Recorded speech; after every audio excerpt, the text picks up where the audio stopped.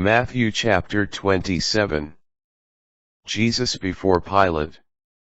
When it was morning, all the chief priests and the elders of the people took counsel against Jesus to put him to death. They bound him, led him away, and handed him over to Pilate, the governor. The death of Judas.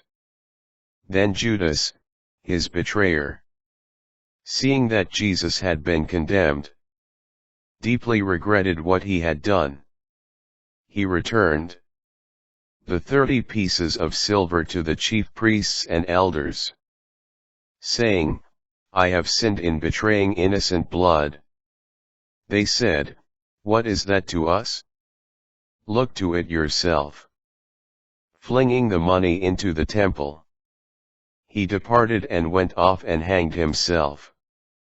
The chief priests gathered up the money, but said, "It is not lawful to deposit this in the temple treasury, for it is the price of blood." After consultation, they used it to buy the potter's field as a burial place for foreigners. That is why that field even today is called the field of blood. Then was fulfilled what had been said through Jeremiah the prophet. And they took the 30 pieces of silver, the value of a man with a price on his head, a price set by some of the Israelites, and they paid it out for the potter's field, just as the Lord had commanded me. Jesus questioned by Pilate. Now Jesus stood before the governor, and he questioned him, "Are you the king of the Jews?" Jesus said, "You say so." And when he was accused by the chief priests and elders, he made no answer. Then Pilate said to him, "Do you not hear how many things they are testifying against you?" But he did not answer him one word, so that the governor was greatly amazed. The sentence of death. Now on the occasion of the feast, the governor was accustomed to release to the crowd one prisoner whom they wished. And at that time they had a notorious prisoner called Jesus Barabbas.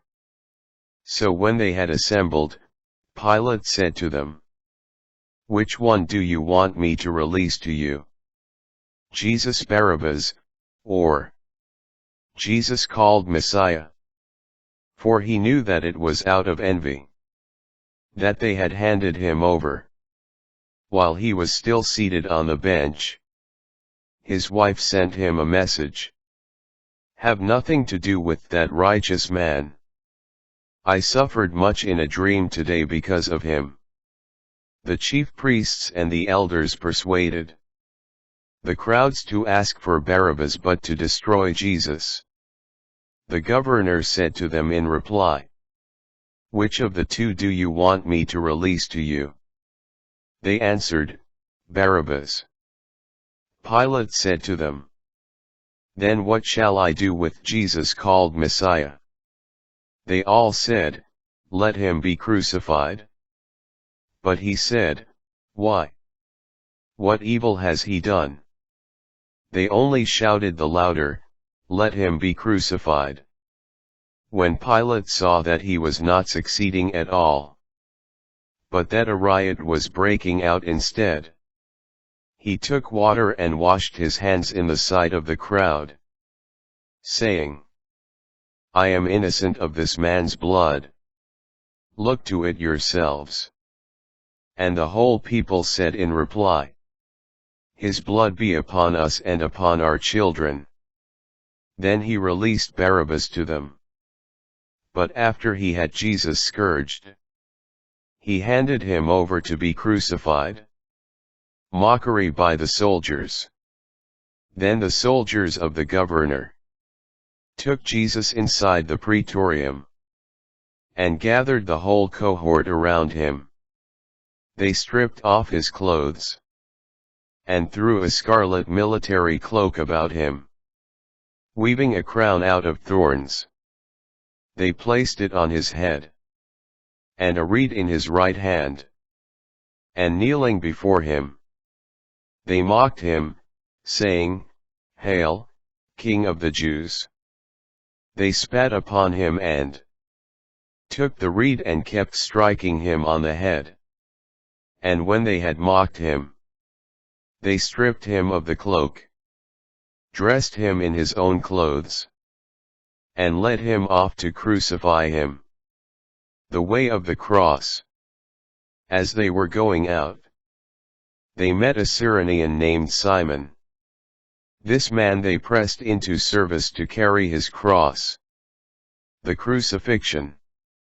And when they came to a place called Golgotha, which means place of the skull, they gave Jesus wine to drink mixed with gall. But when he had tasted it, he refused to drink. After they had crucified him, they divided his garments by casting lots. Then they sat down and kept watch over him there. And they placed over his head the written charge against him: "This is Jesus, the King of the Jews." 2 revolutionaries were crucified with him, one on his right and the other on his left.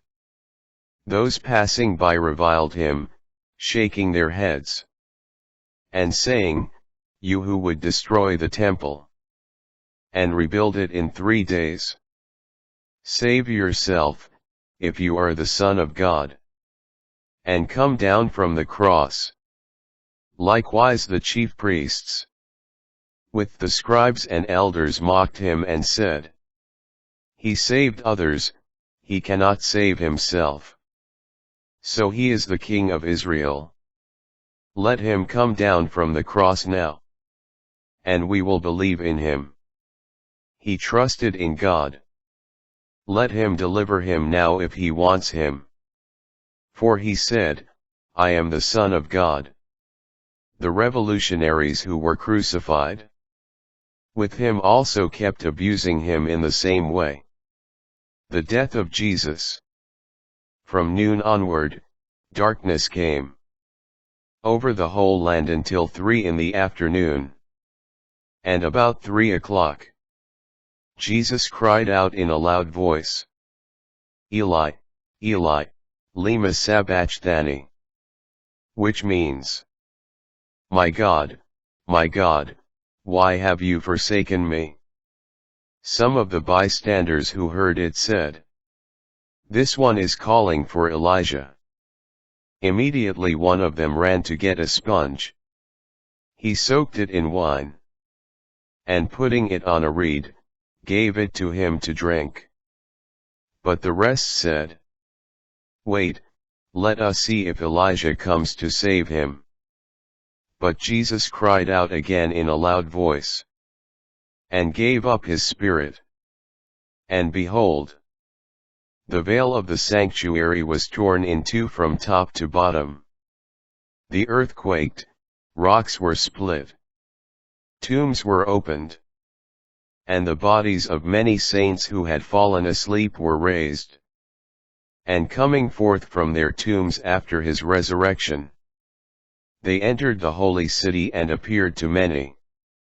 The centurion and the men with him, who were keeping watch over Jesus, feared greatly when they saw the earthquake and all that was happening. And they said, "Truly, this was the Son of God." There were many women there, looking on from a distance, who had followed Jesus from Galilee, ministering to him. Among them were Mary Magdalene, and Mary the mother of James and Joseph, and the mother of the sons of Zebedee. The burial of Jesus. When it was evening, there came a rich man from Arimathea named Joseph, who was himself a disciple of Jesus. He went to Pilate and asked for the body of Jesus. Then Pilate ordered it to be handed over. Taking the body, Joseph wrapped it in clean linen, and laid it in his new tomb that he had hewn in the rock. Then he rolled a huge stone across the entrance to the tomb and departed. But Mary Magdalene and the other Mary remained sitting there, facing the tomb. The guard at the tomb. The next day, the one following the day of preparation, the chief priests and the Pharisees gathered before Pilate, and said, "Sir, we remember that this impostor while still alive said, 'After 3 days I will be raised up.' Give orders, then, that the grave be secured until the 3rd day, lest his disciples come and steal him and say to the people, 'He has been raised from the dead.' This last imposture would be worse than the first." Pilate said to them, "The guard is yours, go secure it as best you can." So they went and secured the tomb, by fixing a seal to the stone and setting the guard.